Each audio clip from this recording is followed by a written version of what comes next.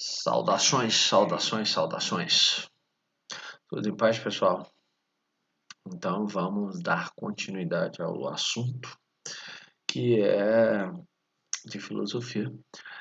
Tomás de Aquino e a escolástica. Bom, como vocês bem lembram, nós passamos por uma filosofia medieval que tem início com o movimento chamado de patrística, que foi assunto das duas últimas aulas de filosofia. Na patrística, a gente viu o papel dos padres chamados padres apologéticos e viram também a figura do Santo Agostinho como a figura mais importante do movimento da patrística como filosofia medieval. Viram também que uma das características primordiais da filosofia medieval é a tentativa de conciliar fé e razão. E viram que Santo Agostinho se inspirou na obra de Platão, ele cristianizou a obra de Platão para construir seus argumentos filosóficos religiosos e fez uso também da teoria das ideias platônicas, em que Platão divide a realidade em duas, o mundo das ideias e o mundo da matéria. Ele se apropriou também dessas concepções e formulou o seu conceito de cidade de Deus e cidade dos homens. Agora, dando continuidade a esse assunto e à trajetória da filosofia medieval, nós vamos abordar um outro movimento tão importante quanto a patrística. Esse outro movimento se chama escolástica, a escolástica medieval. E vamos também conhecer um pouco mais do pensamento do filósofo escolástico mais destacado deles, que é São Tomás de Aquino. Aquino, diferente de Agostinho, ele se apropriou da obra de Aristóteles e deu uma, vamos dizer assim, uma roupagem religiosa, uma roupagem cristã para a filosofia de Aristóteles, que era grego, que era pagão dentro do ponto de vista do cristianismo, mas que serviu muito bem à implementação da filosofia escolástica proposta por Tomás de Aquino. Tranquilo? Lembrando que essa aula eu não vou abarcar o capítulo todo. O capítulo é grande, a aula ficaria muito extensa, então eu dividi em duas aulas. Ela será disponibilizada primeiro e no outro momento, na semana seguinte, a gente vai então disponibilizar a, a segunda parte do capítulo. Provavelmente a segunda parte seja disponibilizada depois da live, porque tem outros conteúdos que vocês precisam tirar dúvida, caso tenham. Tranquilo? Então vamos adiante. Bom, primeiro ponto, a gente precisa ter em mente que a escolástica é um movimento, uma construção da filosofia medieval cristã que se estende então do século IX ao século XV. 6 séculos de tradição. E que ela vem depois da patrística. Assim como o termo patrística vem da ideia de padres apologéticos, ou seja, padres que faziam apologia ao cristianismo, que falavam bem do cristianismo, que apresentavam o cristianismo, a escolástica, o termo escolástica, vem do termo escola, ou seja, um espaço onde as pessoas se preparam, onde as pessoas estudam uma determinada doutrina, um determinado conhecimento, uma determinada abordagem do pensamento humano. Tranquilo? Então, vamos pensar. Quais as origens da escolástica? Quais os primórdios da escolástica? E aí eu separei alguns tópicos para nortear os nossos pensamentos. Primeiro tópico. O século XIII é considerado o apogeu do pensamento escolástico cristão. Tenham em mente que o movimento todo da escolástica ele dura 6 séculos, do século IX ao século XV. Mas o ponto alto desse movimento escolástico é exatamente o ponto onde está a filosofia de São Tomás de Aquino. Então, esse apogeu acontece onde? Acontece no século XIII. Tomás de Aquino, ele é tão importante na construção dessa filosofia que ele cria uma corrente filosófica própria, que não por acaso leva o nome dele. Então, ele cria a corrente filosófica que entra para a história da filosofia como tomismo, referência a Tomás. Então, o tomismo é a filosofia desenvolvida, pensada por Tomás de Aquino.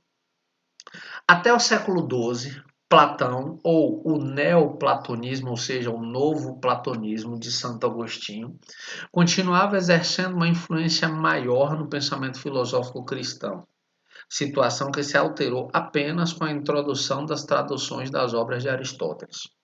E aqui cabe uma reflexão.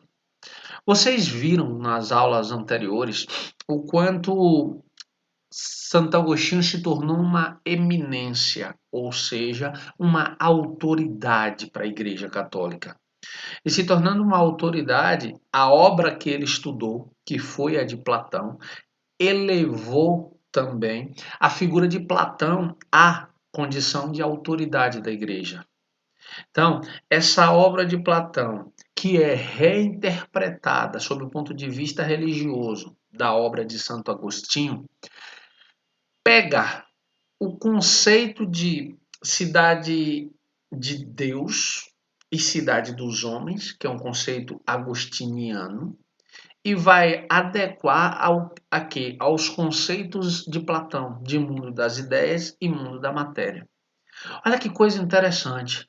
Por quê? Porque a igreja vai olhar e dizer: bom, esse mundo da matéria, do qual fala a filosofia platônica, esse planeta, é essa realidade que nós vivemos, é essa vida passageira e imperfeita. O mundo das ideias, eterno, imutável, perfeito, seria então o paraíso cristão. E quando Santo Agostinho se apropria desse conceito e cria a ideia de cidade dos homens, cheia de pecados, cheia de crises, cheia de corrupções, cheia de problemas, e cria a cidade de Deus como um paraíso a ser alcançado, ele está adequando esse pensamento perfeitamente às necessidades da Igreja Católica. Por isso, a Igreja Católica abraça essas teorias. No entanto, a obra de Aristóteles não era uma obra muito conhecida na época. Por quê? Porque ainda não haviam traduções significativas acerca do pensamento de Aristóteles. Essas traduções elas começam então a chegar na Europa a partir de filósofos árabes e de filósofos judeus. Então é só nesse segundo momento da Idade Média que as obras de Aristóteles então começam a penetrar a Europa, começam a adentrar o território europeu e fazer parte do conceito e do contexto de estudo desses filósofos medievais. E aí, nesse segundo momento da Idade Média, então, essa obra de Aristóteles vai ganhar a importância que merece. Vai passar a ser estudada, vai passar a ser aprofundada. Tranquilo? Então vamos adiante. Bom, Scoto Erigena. João Scoto Erigena é, sem sombra de dúvida, considerado o primeiro filósofo escolástico. Scoto vai pensar o seguinte: Scoto vai dizer, gente, uma filosofia bem conduzida, ou seja, o uso racional ou o uso da racionalidade de forma organizada, de forma harmônica, tem a mesma importância, tem a mesma validade, é compatível com as verdades reveladas. Olha a ousadia de Scoto. Por quê? Porque Santo Agostinho já havia nos dito que não, que a fé se sobrepõe à razão, que a última palavra é da fé e que as verdades reveladas são as verdades absolutas, porque foram reveladas por Deus e que a racionalidade humana não poderia se equiparar a Deus. No entanto, Scoto está dizendo que não. João Scoto está dizendo que se a filosofia for bem conduzida, ela se equipara, ela tem a mesma validade e importância das verdades reveladas. E aí ele acrescenta um elemento ainda mais problemático. Óbvio, problemático para aquela tradição presente, mas muito válida e importante se pensarmos pelo ponto de vista de hoje, sem cometer anacronismos, por favor. Ele vai dizer que a interpretação da Bíblia precisa ser alegórica. É preciso que algumas passagens da Bíblia sejam interpretadas como são, ou seja, metáforas. Metáforas que, se pensadas como metáforas, nos oferecerão uma capacidade de compreender o que está sendo dito com muito mais facilidade do que se tomarmos exclusivamente como verdade. Então, nesse contexto, Escoto acaba promovendo, de certa forma, uma pequena e drástica mudança, que é olhar para a Bíblia a partir do ponto de vista da alegoria, a partir do ponto de vista do uso de metáforas para falar de fatos, e é, equiparar a razão à verdade revelada. Tranquilo? Então vamos adiante. Bom, um outro cara que também dá uma sacudida interessante nesse contexto da filosofia medieval é, sem sombra de dúvida, o Pedro Abelardo. Sinalizar aqui para vocês os tópicos que eu separei. No século XII, da escolástica cristã, o francês Pedro Abelardo foi o pensador que mais se destacou. Escreveu sobre lógica e consolidou a disputa como prática de ensino. Primeiro, lembre-se, a lógica é uma área do conhecimento, é uma abordagem filosófica aristotélica. É Aristóteles quem cria e desenvolve a lógica. E a lógica surge como um mecanismo de organização do conhecimento, uma forma de sistematizar o conhecimento produzido. Então, Pedro Abelardo vai se destacar exatamente pelo uso dessa lógica. E, para além do uso dessa lógica, ele também faz uso de um conceito muito comum na escolástica, que é o conceito de disputa. A disputa era não apenas um método de investigação, mas principalmente um método de ensino. Por quê? Porque era atribuído a um aluno a defesa de uma determinada tese, de uma determinada área de conhecimento, e atribuída a outros alunos a capacidade de escolher uma palavra melhor, de contestar as ideias propostas pelo aluno, pelo defensor da tese.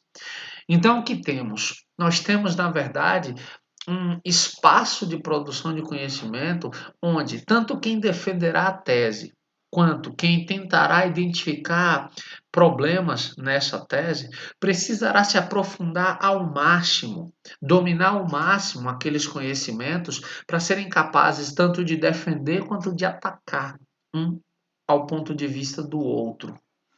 Então, essa disputa escolástica acabou se tornando um método extremamente utilizado não apenas nas escolas, mas principalmente nas universidades.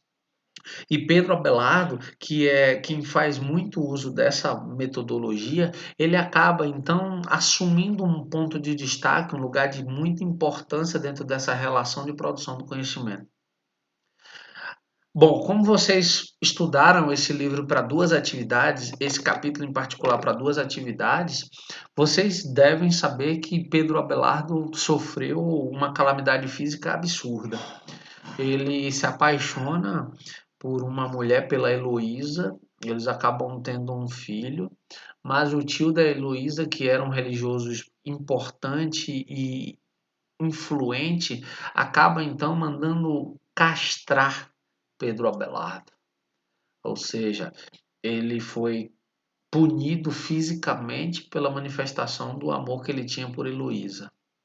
E Heloísa acaba então se distanciando dele, vai para um outro lugar. Pedro Abelardo vai então para um convento se debruçar sobre a obra aristotélica, refletir, produzir, pensar. Mas com essa calamidade física que o acompanhará até o fim da vida. Tranquilo? Então vamos a o outro ponto que eu separei.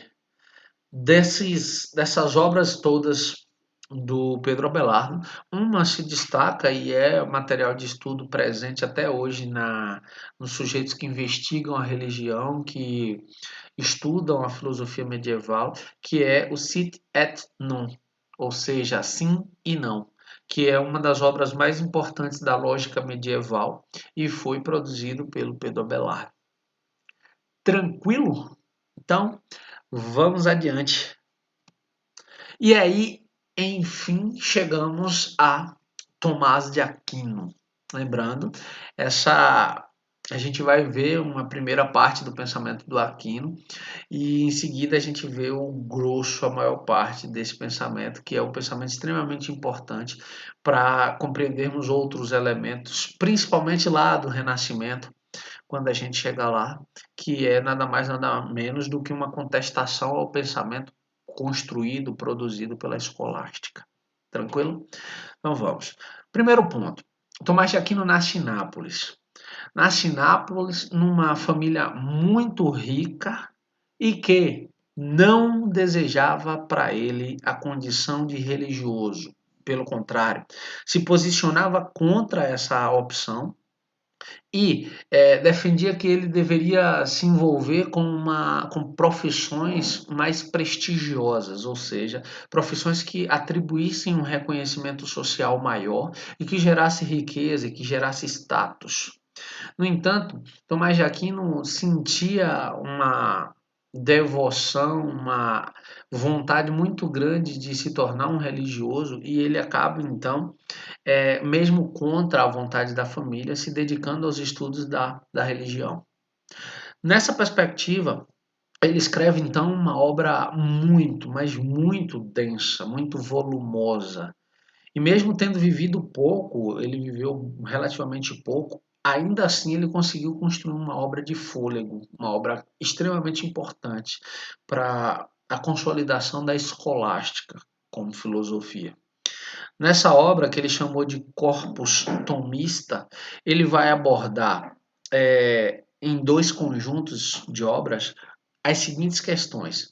Ele vai primeiro fazer comentários sobre textos bíblicos e também de outros autores, principalmente de Aristóteles. E, no segundo momento, ele vai então apresentar sua própria obra, que deixa claro a originalidade e a importância do pensamento dele. Então perceba que o corpus tomista, desculpem, é nada mais nada menos do que uma síntese do que inspirou o pensamento do Tomás de Aquino, e também é a própria manifestação do seu conhecimento. É também a apresentação da sua obra como um todo. Tranquilo? De buenas até aqui? Podemos avançar? Então vamos. Se, lembrando, houver alguma dúvida, põe no caderno e a gente tira na próxima live. Bom, e onde é que está essa investigação do Tomás de Aquino? Onde é que está essa busca, essa construção do conhecimento que torna Aquino uma figura tão importante da filosofia medieval? Está exatamente na sua busca, na sua capacidade de trazer de volta a figura de Aristóteles. Como assim, Theo? Bom, Aristóteles está lá no período clássico grego. Aristóteles está lá anterior a todos aqueles conteúdos que nós já estudamos, que foram as escolas helenísticas, que foi o surgimento das escolas latinas, que foram a filosofia medieval, a patrística. Então, Aristóteles está, de certa forma, distante no tempo. E, de certa forma, esquecido, porque a Europa, até esse contexto aqui, não tinha bebido nas fontes do conhecimento proposto por Aristóteles.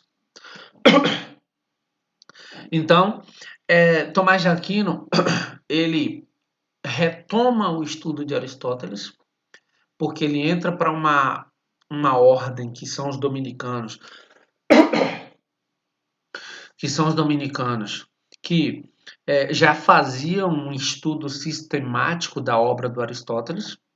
Então ele vai aprofundar esse estudo. Ele vai se debruçar sobre a obra de Aristóteles e identificar pontos que estabeleçam um diálogo entre o que Aristóteles produziu e o que a filosofia cristã medieval deseja, o que ela tem como objetivo. Então, primeiro ele começa a receber. Vida! Ô, puder me dar um copo com água, por gentileza? Então, ele já começa a enfrentar uma resistência muito grande. De quem? Do papado. E aqui eu separei um tópico para nortear o nosso pensamento nesse sentido. O papado se opunha às ideias de Aristóteles. Primeiro porque a obra de Santo Agostinho já havia tornado Platão uma verdadeira autoridade para a igreja, e por isso não havia necessidade de outra autoridade ou filósofo grego. No pensamento de Aristóteles, a alma era considerada material, portanto, não era imortal. Olha que coisa interessante. Primeiro ponto. Santo Agostinho, nesse contexto, ele tem o privilégio de ser considerado um doutor da igreja. Obrigado. Molhar a palavra.